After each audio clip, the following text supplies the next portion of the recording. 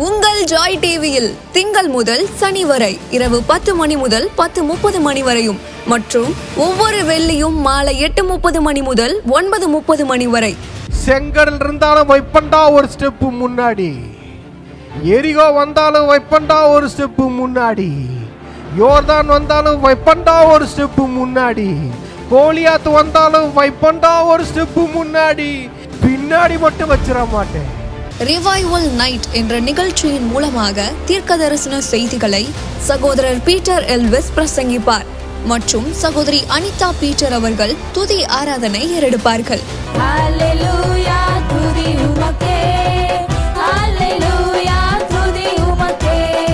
மனிதர்களின் வார்த்தையால் பாதிக்கப்பட்டது போதும், கடவுளின் வார்த்தையால் பாதிக்கப்படுவோம் வாருங்கள். நமக்குள் இருக்கும் இயேசு கிறிஸ்துவை உலகத்திற்கு காட்டும் நேரம் இது. வாருங்கள், இயேசுவுக்காய் எழும்புவோம். நீங்க இதுவரைக்கும் சபைக்கே போகாத ஒரு நபரா இயேசு கிறிஸ்துவ பற்றி உங்க வாழ்க்கையில ஆழமா அறிந்து கொள்ளணுமா? அப்ப ரிவைவல் சர்ச் உங்க எல்லாரையுமே அன்புடன் அழைக்கிறது. நம்ம கொளத்தூர் பூம்புகார் நகர்ல லொகேட் ஆயிருக்க ரிவைவல் சர்ச்சுக்கு நீங்க வாரம் வாரம் வர முடியும். சோ இங்க எவ்ரி சண்டே ஞாயிற்றுக்கிழமை காலையில 10 மணில இருந்து 12 மணி வரைக்கும் சபை ஆராதனை நடந்து கொண்டிருக்குது. சோ நீங்க எல்லாருமே இந்த ஆராதனையில குடும்பமா கலந்து கொள்ளலாம். அது மட்டும் இல்ல, எவ்ரி சாட்டர்டே ஒரு சனிக்கிழமையும் மாலை 8 மணி முதல் 9 மணி வரைக்கும் ப்ராஃபிட்டிக் ஈவினிங் நடைபெறுது. இதுல பாஸ்டர் பீட்டர் எல்விஸ் அவர்கள் உங்களுக்காக விசேஷ ஜெபம் ஏறெடுப்பார்கள். நீங்க தவறாம கலந்து கொள்ளுங்க. ஒருவேளை என்னால நேர்ல வர முடியலையே அப்படின்னு வருத்தப்பட்டீங்கன்னா நீங்க கவலையே பட வேணாம். நீங்க கூகுள் மீட் மூலமாகவும் எங்களோடு கலந்து கொள்ள முடியும். சோ கீழே தெரியுற இந்த கூகுள் கோட நீங்க நோட் பண்ணி வச்சுக்கோங்க. இதன் மூலமா எங்களோட நீங்க ஜாயின் பண்ணுங்க. சோ கர்த்தர் உங்களை ஆசீர்வதிப்பார்.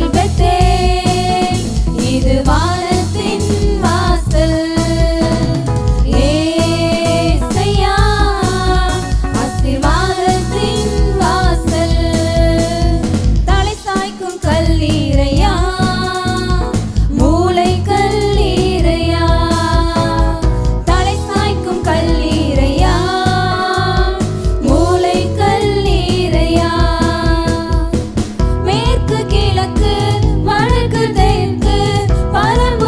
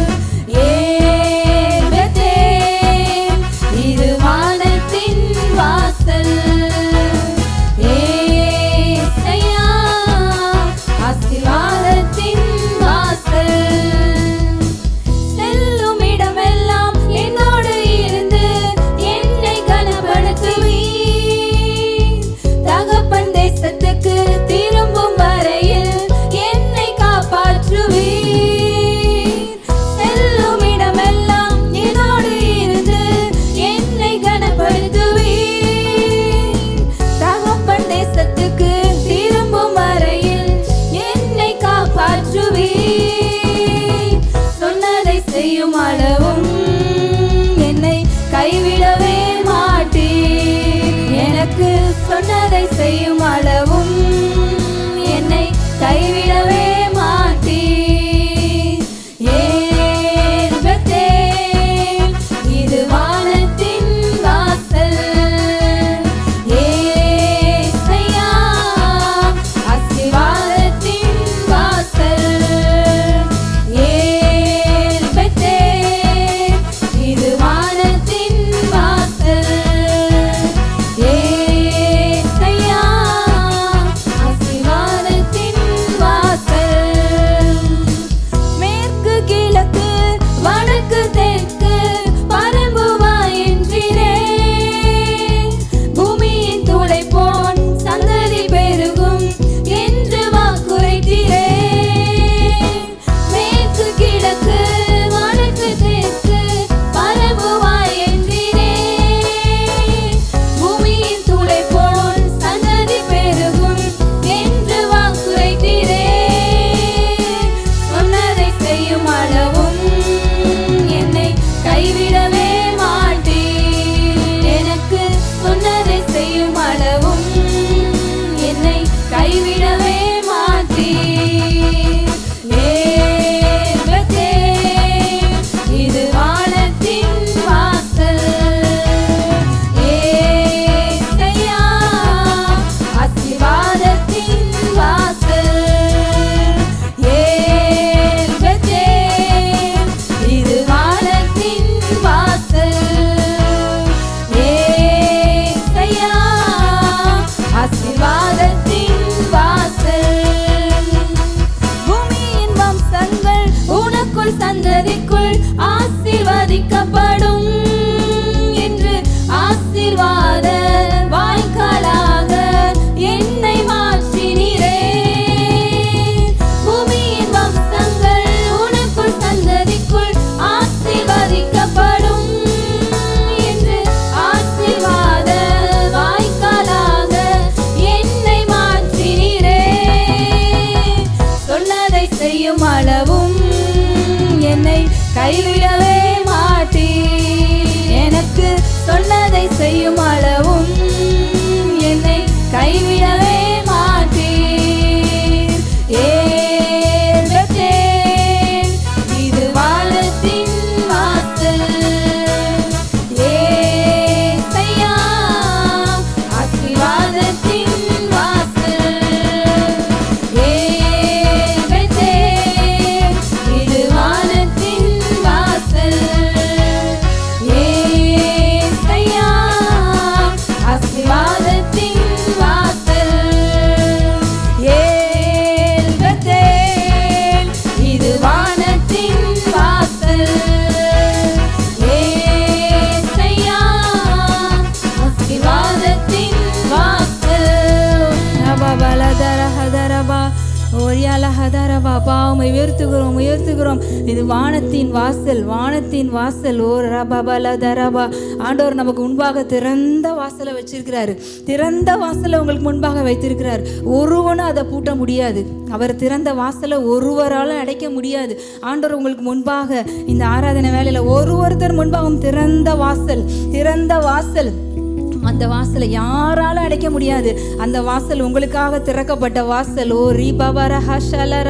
நன்றி சொல்றோம். Thank you Lord. அவர் உங்க வாழ்க்கையில உங்களுக்கு சொன்னதை செய்யும் அளவும் உங்களை கைவிடவே மாட்டார். உங்களுக்கு என்ன செய்வேன்னு சொன்னாரோ, உங்களுக்கு என்ன வாக்கு பண்ணியிருக்கிறாரோ அதை செய்கிற வரைக்கும் அவர் உங்களை கைவிடுகிறவரே கிடையாது. கைவிடுகிறவர் நம்ம ஆண்டவர் கிடையாது. அவர் உங்களுக்கு சொன்னதை செய்வார். அவர் வார்த்தையினால் சொன்னதை கரத்தினால் செய்வார். ஹல்லேலூயா. திறந்த வாசல் உங்களுக்கு முன்பாக வைத்திருக்கிறார். நீங்க எதை கட்டுறீங்களோ பூலோகத்துல அது பரலோகத்திலும் கட்டப்பட்டிருக்கும். நீங்க இங்க எதை கட்ட அவிழ்க்கிறீங்களோ அது பரலோகத்திலும் கட்ட அவிழ்க்கப்பட்டிருக்கும். ஓ ரிபாபா ஷகலதரபரபாம். நன்றி சொல்ற ஆண்டவரே. அப்பா, எல்லாருடைய வாழ்க்கையிலும் சுகத்தை கட்ட அவிழ்க்கிறோம், ஆசீர்வாதங்களை கட்ட அவிழ்க்கிறோம், செழிப்பை கட்ட அவிழ்க்கிறோம், சந்தோஷத்தை சமாதானத்தை கட்ட அவிழ்க்கிறோம். இயேசுவின் நாமத்தில் எங்களுக்கு முன்பாக திறந்த வாசலை வைத்திருக்கிறீங்க, வானத்தின் வாசல். ஓ ரபபலதியா ஷகரபா. நன்றி சொல்றோம். நன்றி ஆண்டவரே. அப்பா நன்றி. நீர் எங்களுடைய தலை சாய்க்கிற கல் ஆண்டவரே. எங்க வாழ்க்கையில நீங்க எங்களுக்கு மூளை கல்லா இருக்கிறீங்க ஆண்டவரே. அப்பா ஆசீர்வாதத்தின் வாசல் நீங்க தான் ஆண்டவரே. சுகத்தின் வாசல் நீங்க தான். செழிப்பின் வாசல் நீங்க தான். சமாதானத்தை தேடி எங்கேயும் ஓடாதீங்க. உங்களுடைய ஆசீர்வாதங்களை தேடி எங்கேயும் ஓடாதீங்க. சந்தோஷத்தை தேடி எங்கேயும் ஓடாதீங்க. அது எங்கேயுமே கிடையாது. அவர் தான் நம்மளுடைய ஆசீர்வாதத்தின் வாசல். அவர் தான் நம்மளுடைய செழிப்பின் வாசல். அவர் தான் நம்மளுடைய சுகத்தின் வாசல். உங்களுடைய சந்தோஷத்தின் வாசல் அவர் தான். சமாதானத்தின் வாசல் அவர் தான். அவர் வழியா நம்ம உள்ள போகும் பொழுது இது எல்லாம் நமக்கு சொந்தமாகும். எத்தனை பேர் விசுவாசிக்கிறீங்க? உங்களுக்கு சுகம் எப்ப சொந்தமாகும்னா அவர் வழியா, இயேசுவின் வழியா நம்ம உள்ள போறப்ப அந்த வாசல் வழியா போகிற பொழுது சுகம் உங்களுடையதாகும்.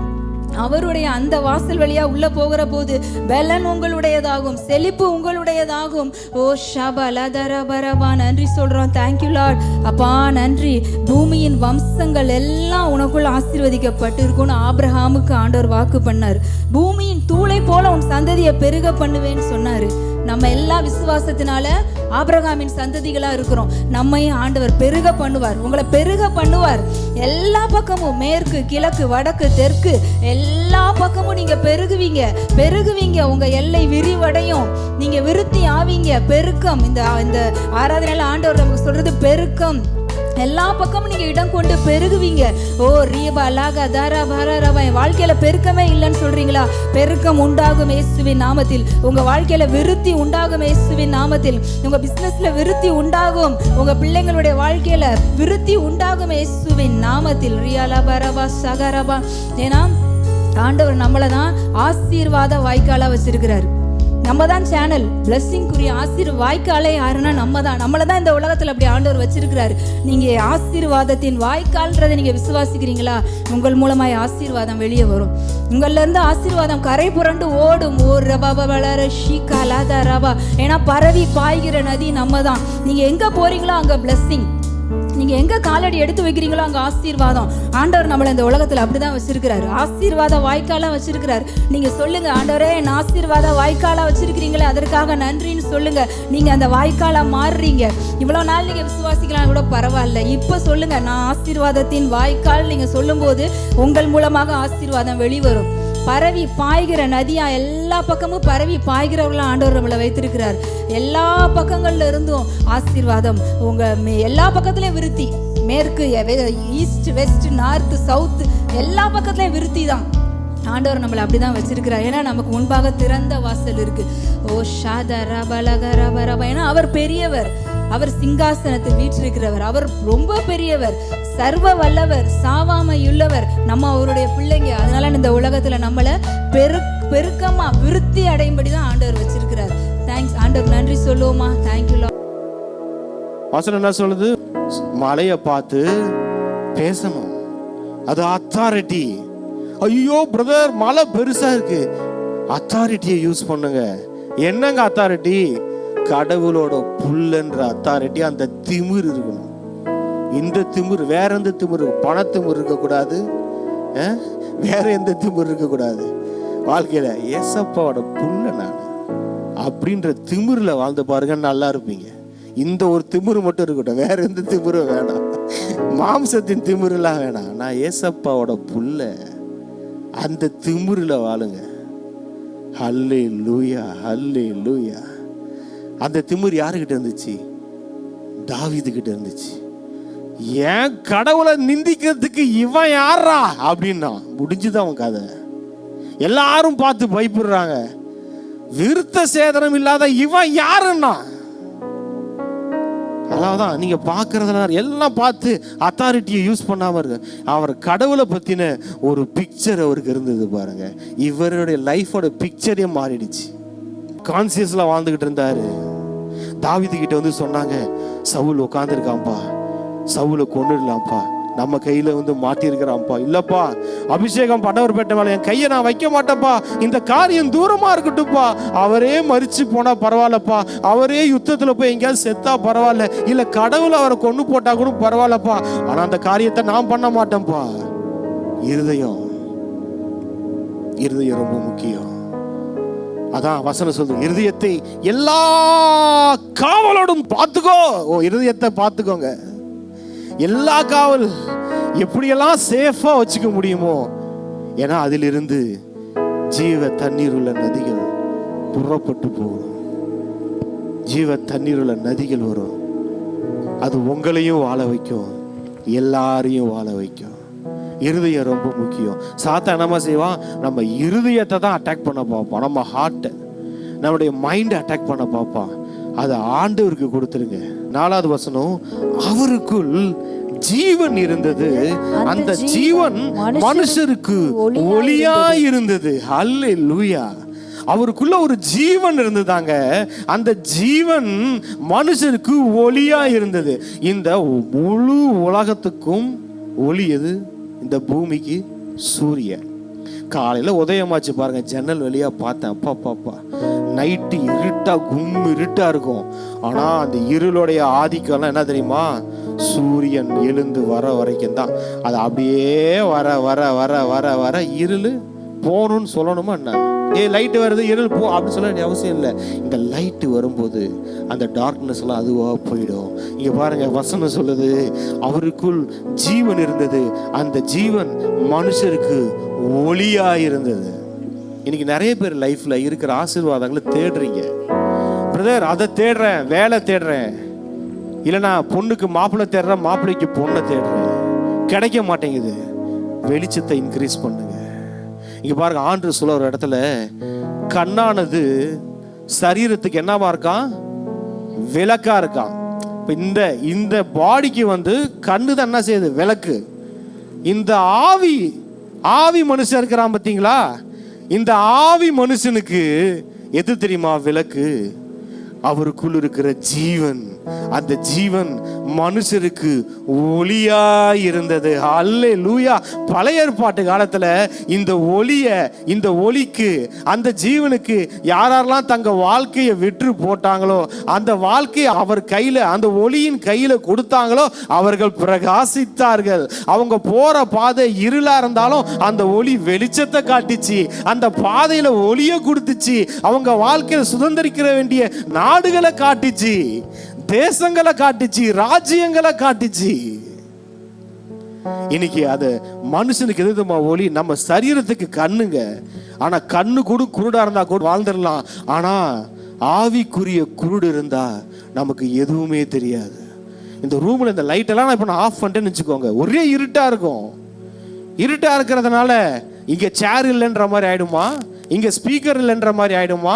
இங்க நான் நிக்கலன்ற மாதிரி ஆயிடுமா? எல்லாம் நம்ம லைஃப்ல அதான் நினைச்சிட்டு இருக்கோம். பிரதர், எதுவுமே இல்லை வாழ்க்கையில, ஒரே இருளா இருக்கு. எல்லாமே இருக்குது பாருங்க. லைட்டு வந்துச்சுன்னா போதும், எல்லாமே தெரிஞ்சிடும். லைட்டு வந்துச்சுன்னா பிரச்சனை என்னன்னா, பொருள் இல்லாம இருக்கிறது பிரச்சனை இல்லை, அவர் சகலத்தையும் நமக்காக ஆயத்தம் பண்ணி வைத்திருக்கிறார். இங்க என்னன்னா இருளு, சில இருளு நம்ம கிட்ட அது கண்ணில் காட்டாதபடிக்கு டார்க்னஸ் ஆக்கி வச்சிருக்கு. இருட்டில் இருக்கிறனால தெரியல. உங்களுக்குள்ள இருக்கிற ஜீவனை, அவருக்குள்ள ஒரு ஜீவன் இருந்ததுல, அந்த ஜீவன் இன்னைக்கு எங்க தெரியுமா இருக்கு? அது நமக்குள்ள இருக்கு. அந்த ஜீவன் மனுஷருக்கு எப்படியா இருந்ததா? அது ஒளியா இருந்தது. அந்த ஜீவன் நம்மளை கைட் பண்ணுங்க, அந்த உயிர் நம்மளை கைட் பண்ணுங்க, அது நமக்கு வெளிச்சத்தை காட்டுங்க. உலகத்திலே எந்த மனுஷனையும் பிரகாசிக்கிற ஒளியே அந்த மெய்யான ஒளி. இந்த ஒளி என்னமா செய்யுது? நமக்கு வெளிச்சத்தை காட்டுதுல, இன்னும் நம்மளையே ஒரு பிரகாசமா மாத்திடுது. அல்லேலூயா. இதுதான் ஃபாதர் ஆர்ட். நானும் ஒளி. ஆண்டு வசனம் சொல்லுது, நீங்கள் வெளிச்சத்தின் பிள்ளைகள். நம்ம யாரா? வெளிச்சத்தின் பிள்ளைகள். எப்படி இருக்கும்? இங்க நான் கேட்கிறேன், மாடு குட்டி போட்டா அது எப்படி இருக்கும்? மாட்டுக்குட்டியா இருக்கும். ஆடு குட்டி போட்டா அது எப்படி இருக்கும்? ஆட்டுக்குட்டியா இருக்கும். பன்னி குட்டி போட்டா அது எப்படி இருக்கும்? அது பன்னி குட்டியா இருக்கும். இப்ப நம்மளாம் யாரோட குட்டி? ஏசப்பாவோட குட்டி. அப்ப நம்ம எப்படி இருக்கிறோம்? ஏசப்பா போல இருக்கிறோம். நம்ம ஏசப்பா எப்படி இருக்கிற? அவர் தான் மெய்யான ஜீவ ஒளி. அப்ப நம்ம யாரு? நம்மளும் ஒளியின் பிள்ளைகள். நம்மளையே ஒளியா மாத்திட்டாரு. அல்லேலூயா. வெளிச்சத்தின் பிள்ளைகள். உலகத்துக்கு வெளிச்சமா இருக்கு. உலகத்திற்கு நாம் வெளிச்சமா இருக்கிறோமா? நம்ம தான் லைட்டு. இது ஆரம்பம் எப்படி தெரியுமா? ஆண்டவர் எனக்கு வெளிச்சத்தை காட்டுவாரு, ஆண்டவர் எனக்கு வழியை காட்டுவாரு, ஆண்டவர் எனக்கு கைட் பண்ணுவாரு. ஒரு லெவல் மாறி மாறி அந்த பூவுடன் சேர்ந்த நாறு மணப்புது எதுவும் ஆயிடும். நம்ம லைஃப் மற்றவங்களுக்கு லைட்டா மாறிடும். நம்ம மற்றவங்களுக்கு வெளிச்சமா மாறிடுவோம். ஒரு நாள் ஆரம்பத்துல ஆண்டவருடைய சத்தத்தை கேட்டு கேட்டு, ஆண்டவரே இருளா இருக்கு ஆண்டவரே, வெளிச்சத்தை காட்டுங்க ஆண்டவரே, எனக்கு அதை காட்டுங்க ஆண்டவர், இதை காட்டுங்கன்னு சொல்லி ஆரம்பம். அந்த ஆரம்பத்திலேயே இருந்துடக்கூடாது, குழந்தையாவே இருந்துடக்கூடாது. அதுல வளர வளர என்னமா ஆயிடுவோம், நம்ம வெளிச்சமா மாறிடுவோம். நம்ம உதிக்கிற உன் ஒளியின் இடத்திற்கு ராஜாக்கள் நடந்து வருவார்கள். எங்க உதிக்குதான்? உதிக்கிற உன் ஒளியின் இடத்திற்கு. ஹல்லேலூயா, ஹல்லேலூயா. உங்க மேல உதிக்கிற அந்த ஒளியின் இடத்துக்கு ராஜாக்கள் நடந்து வருவார்கள். அப்ப நீங்க யாரு? ராஜாதி ராஜா விட்டு புள்ள நீங்க. நடந்து வருவார்கள், ராஜாக்கள் நடந்து வருவார்கள். உங்க மேல ஒளி. நீங்க ஒரு லைட்டுங்க, நீங்க லைட்டு. உங்க லைஃப்ல எதையும் டார்க்காக சாத்தானுக்கு அதிகாரம், எந்த அதிகாரம் இல்லை. ஆதாம் வித்து போட்ட மாதிரி நம்ம அதிகாரத்தை நம்மளே வித்து போட்டுற கூடாது. ஒரு அத்தாரிட்டி இருக்கு. பாக்கெட்ல 5 கோடி 10 கோடி வச்சிருக்கீங்க நீங்க பர்ஸ்ல. அந்தோனியம்மா, நீங்க பர்ஸ்ல எவ்வளவு வச்சிருக்கீங்க? 10 கோடி வச்சிருக்கீங்க. போயிட்டு டீ கடையில் நின்று 10 ரூபாய்க்கு ஏதாவது யோசிச்சுட்டு இருப்பீங்களா? இல்லை. அத்தாரிட்டியை யூஸ் பண்ணணும். பர்ஸை திறக்கணும். உள்ள இருக்குது, எல்லாம் நமக்குள்ள இருக்குது. தெரியல, இருக்கிறது தெரியல. என்ன பிரச்சனைனா கடவுள் கொடுக்கணும் பிரதர், கடவுள் கொடுக்கணும். அது இல்லைங்க. இன்னைக்கு பிரச்சனைனா நமக்கு இருக்கிறது தெரியலங்க, அதுதான் பிரச்சனை. ஆனா நிறைய பேர் என்ன தெரியுமா, கடவுளை குறை சொல்ல ஆரம்பிச்சிடறோம். இந்த ஆண்டவர் எனக்கு எதுவுமே செய்ய மாட்டேங்கிறாருங்க, நானும் எவ்வளோ ஜெபிக்கிறேங்க, கதறுறேங்க. யார் உங்களை ஜெபிக்க சொன்னா? யார் உங்களுக்கு கதற சொன்னா? தேசங்களுக்காக ஜெபம் பண்ணுங்க, ஊழியக்காரங்களுக்காக ஜெபம் பண்ணுங்க. எதுக்காவது ஆண்டவர் சொன்னா மற்றதுக்காக ஜெபம் பண்ணுங்க. உங்களுடைய ஆசீர்வாதங்களுக்காக ஜெபம் பண்ணாதீங்க. எல்லாம் ஆயத்தம் பண்ணப்பட்டிருக்கு. அத்தாரிட்டியை யூஸ் பண்ணுங்க. நேற்று கூட சொன்னேன். இப்போ அத்தாரிட்டினா வீட்டில் இருக்கிற என் பிள்ளைங்க என்ன செய்வான்? என் ரூம் கிச்சனுக்கு போவான், ஸ்நாக்ஸ் எடுத்து சாப்பிடுவான், என்ன சோஃபா மேலே போய் உட்காருவான், கால் மேலே கால் போட்டுக்குவான். எல்லாமே அவன் அத்தாரிட்டி, உரிமை இருக்குல்ல, அவன் எங்கே வேணா வீட்டுக்குள்ளே போவான். ஆனால் வீட்டில் வெளியே இருந்து புதுசாக வருவாங்க. ஐயா ஐயா வரலாமா உள்ள? இப்போ யாராவது கேட்டுட்டு இருக்கீங்க? 3வது ஆள் கேட்பாங்க, காலிங் பெல் அழுத்துவாங்க, சார் உள்ளே வரலாமா அப்படின்னு கேட்பாங்க. சில பேர் இன்னும் அப்படி நின்றுருக்கீங்க, ஏசப்பா வரலாமா உள்ளார அப்படின்னு கேட்டுருக்கீங்க. ஒரே கூட்டு தான் நறுக்குன்னு கொட்டி, வா வீடு எல்லாம் கொடுத்து வச்சிருக்கிறேன், வரலாமா? Calling bell அடிக்கிறியா? ஓ வீடு உரிமையாவா? உரிமை, அத்தாரிட்டி எடுங்க கையில. ஏன் ஏசப்பா, என் கடவுள் எனக்கு தர, வேற யாருக்கு தர போறாரு? காலு மேல காலு போட்டு உட்காருங்க உங்க சோஃபால. அந்த ராஜ்யத்துல, தேவனுடைய ராஜ்யத்துல அது விரும்புவார். நம்ம பிள்ளை வந்து கேட்குமா, அப்பா இந்த சேர்ல நான் உட்கார்ந்து கொள்ளலாமா? பெஞ்சமின் பிரதர், என்னைக்காவது உங்க பிள்ளைங்க கேட்டிருக்காங்களா, அப்பா இந்த சேர்ல நான் வந்து உட்காந்துக்கலாமா, அந்த டைனிங் டேபிள் சேர்ல? கேட்க மாட்டாங்க. என்ன செய்வாங்க? தம்பி சிஸ்டர் நேராக போய் என்ன பண்ணுவாங்க? காலு மேல கால் போட்டு. அத்தாரிட்டி, அந்த வீட்டோட அத்தாரிட்டி எனக்கு இருக்கு, ஏன்னா எங்க அப்பா அம்மாவோட நான் புள்ள. அந்த அத்தாரிட்டியில வாழ பழகுங்க. இந்த கெஞ்சுறதே இருக்கக்கூடாது, உரிமையா போய் பேசணும். ஏன்னா அவரு நம்மளை விசுவாசிகளா பார்க்கல, அவருடைய பிள்ளைகளாய். அதெல்லாம் பார்க்கிறோம். 1 பேதுரு 2:23 அழிவுள்ள வித்தினாலே அல்ல, என்றென்றைக்கும் நிற்கிறதும் ஜீவனுள்ளதுமான தேவ வசனமாகிய அழிவில்லாத வித்தினாலே மறுபடியும் ஜெனிப்பிக்கப்பட்டீர்கள். ஹல்லேலூயா. தேவனுடைய வார்த்தையினால நாம் மறுபடியும் பிறந்திருக்கிறோம். ஒரே ஒன்று சொல்றேன், நான் பேசினது எல்லாமே தேவனுடைய ராஜ்யத்துக்குள்ள இருந்து பேசிக்கிட்டு இருக்கேன். தேவனுடைய ராஜ்யத்துக்குள்ள, தேவனுடைய ராஜ்யத்துக்கு வெளியே இல்லை.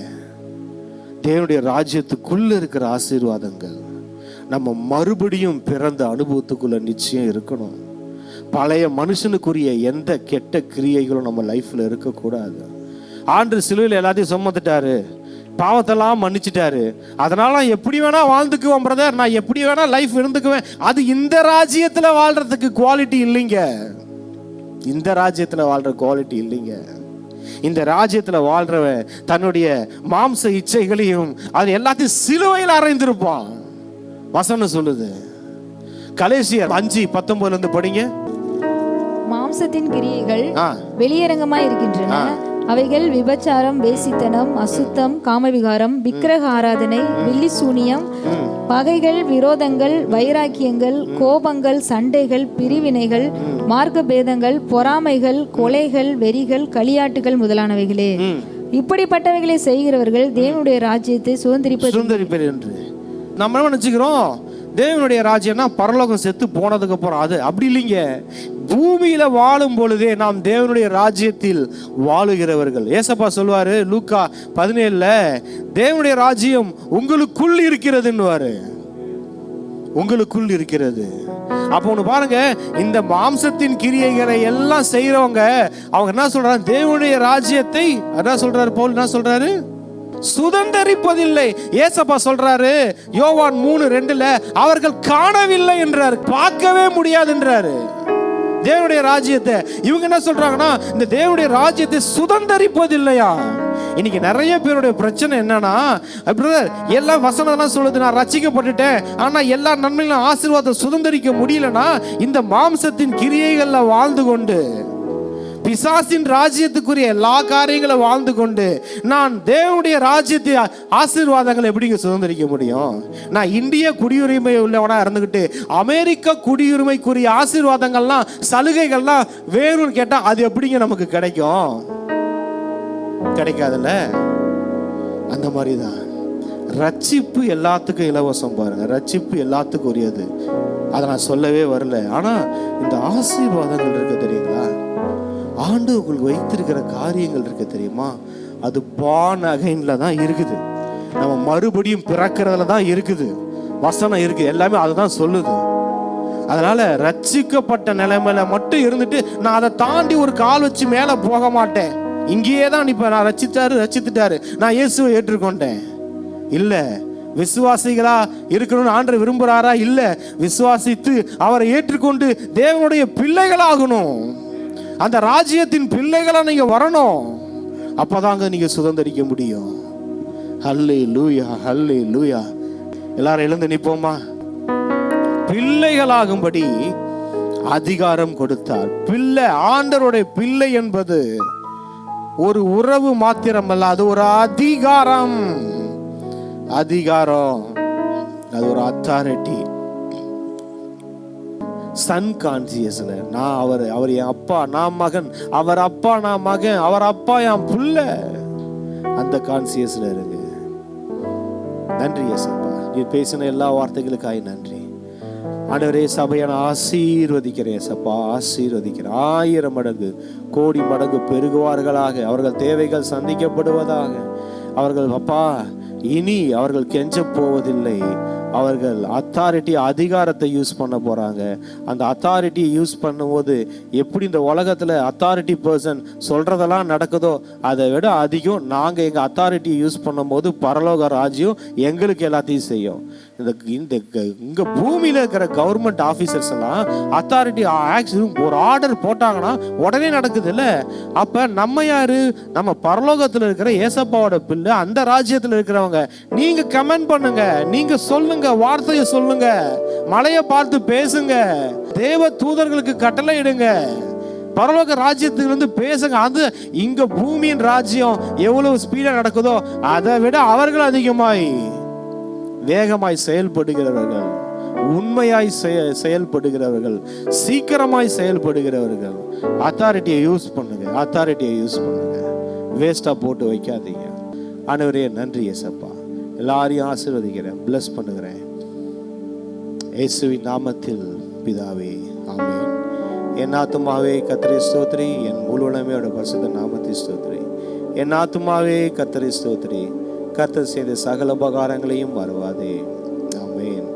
நீங்க இதுவரைக்கும் சபைக்கே போகாத ஒரு நபரா இயேசு கிறிஸ்துவ பற்றி உங்க வாழ்க்கையில ஆழமா அறிந்து கொள்ளணுமா? அப்ப ரிவைவல் சர்ச் உங்க எல்லாரையுமே அன்புடன் அழைக்கிறது. நம்ம கொளத்தூர் பூம்புகார் நகர்ல லொகேட் ஆயிருக்க ரிவைவல் சர்ச்சுக்கு நீங்க வாரம் வாரம் வர முடியும். சோ இங்க எவ்ரி சண்டே, ஞாயிற்றுக்கிழமை காலையில 10 மணில இருந்து 12 மணி வரைக்கும் சபை ஆராதனை நடந்து கொண்டிருக்குது. சோ நீங்க எல்லாருமே இந்த ஆராதனையில குடும்பமா கலந்து கொள்ளலாம். அது மட்டும் இல்ல, எவ்ரி சாட்டர்டே, ஒரு சனிக்கிழமையும் மாலை காலை 8 மணி முதல் 9 மணி வரைக்கும் ப்ராஃபட்டிக் ஈவினிங் வந்து நடைபெறுது. இதுல பாஸ்டர் பீட்டர் எல்விஸ் அவர்கள் உங்களுக்காக விசேஷ ஜெபம் ஏறெடுப்பார்கள். நீங்க தவறாம கலந்து கொள்ளுங்க. ஒருவேளை என்னால நேர்ல வர முடியலையே அப்படின்னு வருத்தப்பட்டீங்கன்னா நீங்க கவலையே பட வேணாம். நீங்க கூகுள் மீட் மூலமாகவும் எங்களோடு கலந்து கொள்ள முடியும். சோ கீழே தெரியுற இந்த கூகுள் கோடை வந்து நீங்க நோட் பண்ணி வச்சுக்கோங்க. இதன் மூலமா எங்களோட நீங்க ஜாயின் பண்ணுங்க. சோ கர்த்தர் உங்களை ஆசீர்வதிப்பார். இந்த ஊழியத்தை ஜெபத்தினாலும் காணிக்கைகளினாலும் தாங்கும்படி உங்களை நாங்க அன்புடன் அழைக்கிறோம். காணிக்கை அனுப்ப விரும்புகிறவர்கள் ஸ்கிரீன்ல தெரியுற இந்த டீடைல்ஸை பார்த்து நீங்க அனுப்பலாம். கர்த்தர் உங்களை ஆசீர்வதிப்பார்.